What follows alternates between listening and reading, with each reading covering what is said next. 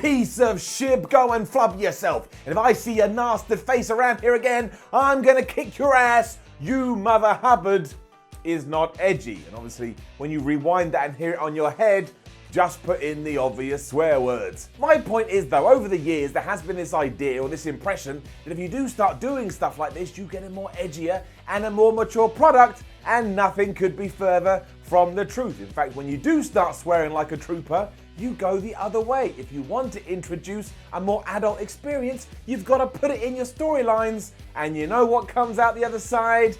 That's right, wait for it, attitude.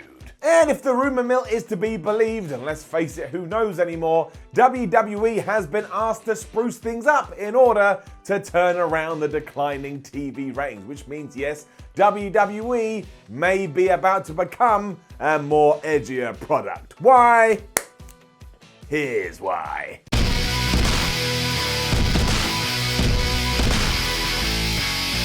As I'm sure you have figured out, this is all to do with SmackDown's move to Fox later in the year and what certain executives would like from the show. And when you do dive into it, it does start to get just a little bit interesting. Because remember, the reason Fox bought SmackDown in the first place is that they wanted a television program on Friday nights to try and boost the ratings, because Friday nights, well, you don't always get the best ratings. It's nice and simple. It's a live show that attracts basically the same viewership every single week, and that's something you could have relied on, and then everything changed. Aside from Fox finding some momentum on Friday nights with a brand new comedy lineup, SmackDown itself started to decrease when it came to the viewership. I mean, right now it does basically around 2 million viewers, but year on year, that is down 21%. 21! In case you are no good with percentages, that's not what you want. And apparently, some people at Fox are getting just a little bit worried. And this doubly sucks, because SmackDown's been really good recently, and even though you have that and that, we're on the road to WrestleMania, when wrestling fans are supposed to buy back in,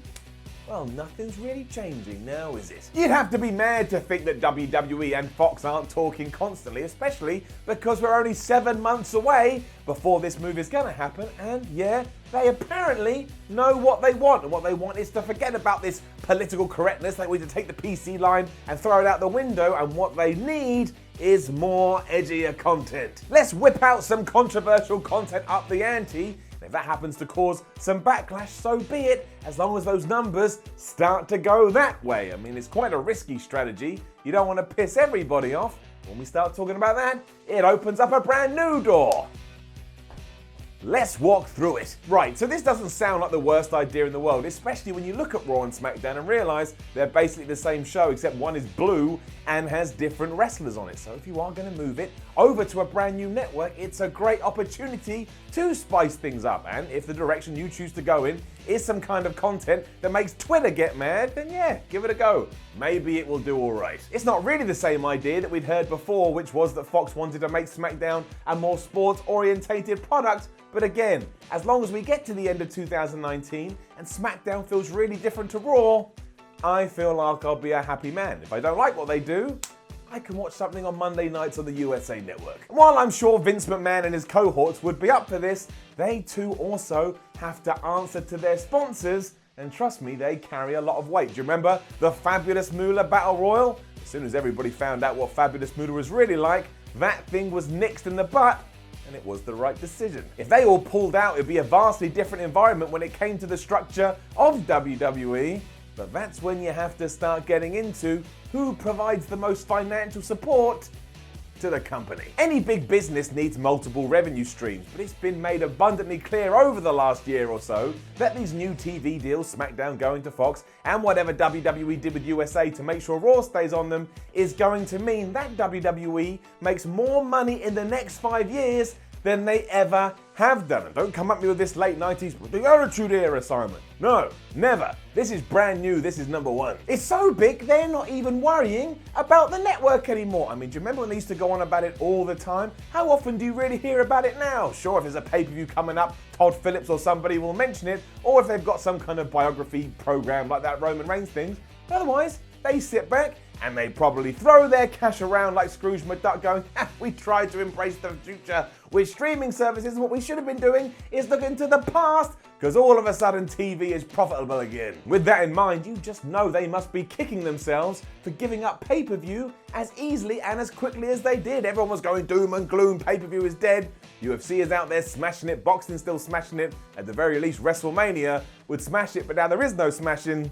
$9.99 in the, I don't know, world of the online space. There is no way that WWE would be able to put up with losing all their advertising buddies. But when you line them all up in the row, make no mistake about it, Fox is the bigger fish. So if Fox is making a big enough noise saying, look Vince, you better make your Smackdown more edgier, he's probably at the very least going to give it a go. If they refuse, they run the risk of being bumped to FS1, and that would look terrible from a perception point of view. And if Fox starts getting buyer's remorse, and who's to say they haven't already, you better start appeasing the people behind the scenes. I mean, right now, Smackdown numbers aren't where they need to be at all, and everybody keeps saying that when we do move in October, Smackdown has got to start smashing out 3.5 million viewers a week. And when you do the quick maths, that is almost a 100% increase. That ain't easy to do. I mean, where are these people now? Where are they going to come from? Unless they're living in a hole, and thankfully at the end of 2019, they're going to emerge from their hole. I just don't think they want to watch wrestling. But let's say this does all go ahead. What does it mean? Is WWE going to start mucking around with stuff like bigotry, racism, socialism, religion, politics? When they have tried that stuff in the past, they've been very heavy-handed with it, and I wouldn't really call it entertaining. In fact, sometimes I'd say it was downright offensive. I don't think edgy and offensive have to exist within the same sentence. Do they even know another way to do it? And on top of that, do we, the fans, want to see it? I mean, turn your attentions to someone like Daniel Bryan. He's kind of playing a forward-thinking character, but rather than be presented as an environmentalist vegan who has some interesting and some, kind of modern ways of looking at the world, we're told, look at this guy screaming his head off. He doesn't like the way you live your life.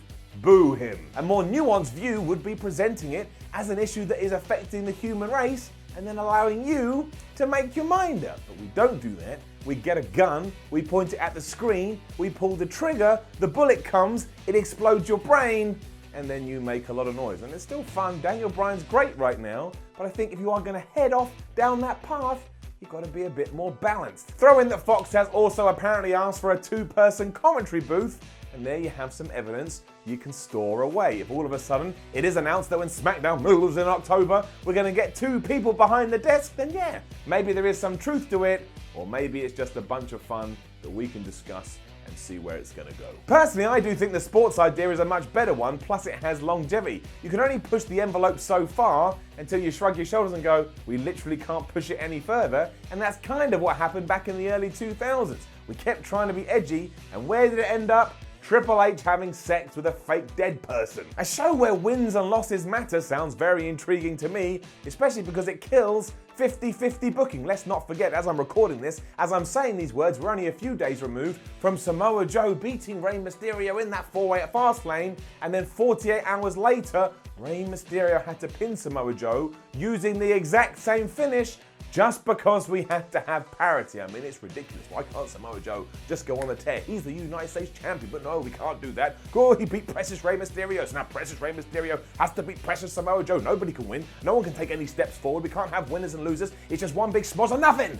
Calm down. Everybody breathe. It doesn't matter. It's just pro wrestling. But yes, if you have been waiting for, a crazier version of WWE, you may only have to wait another half year or so, and it could be on your face on Fox. On your face, in your face. Something to do with your face. Keep an eye out. Now, don't forget to leave a comment below and let us know what you think about this. What do you want from Smackdown when it does move in October? Like, share, and subscribe. And over to WhatCulture.com, read yourself some articles. Follow WhatCulture on Twitter, WhatCulture WWE. Watch more videos here on WhatCulture.com. Nope, that's the website, WhatCulture Wrestling. My name is Simon from WhatCulture. Thank you very much for watching, and as we are talking about Smackdown again, here's my 3 things. Make it more sports orientated. That would be fun. Why not just move the tag team division there all together and allow them to compete for the belts? You can still have tag wrestling on Raw, but you can do that thing where, like, Drew McIntyre teams with Bobby Lashley to take on, I don't know, John Cena and Roman Reigns. You know they're all singles dudes. They're not teams, but you still get to see tag team wrestling. But on SmackDown, you've got proper duos competing for gold. And 3, just make it more serious. Make it more serious all round. I mean, look, NFL, football, whatever you want to watch, we all tune into that year in, year out. And for what? just to see who's going to win a trophy, or just to see who's going to get the most points, or just to see who's going to score the most goals. Doesn't mean anything, but it's interesting because it's based in fact. Base SmackDown in fact. Thank you for watching. I'll see you soon. In fact.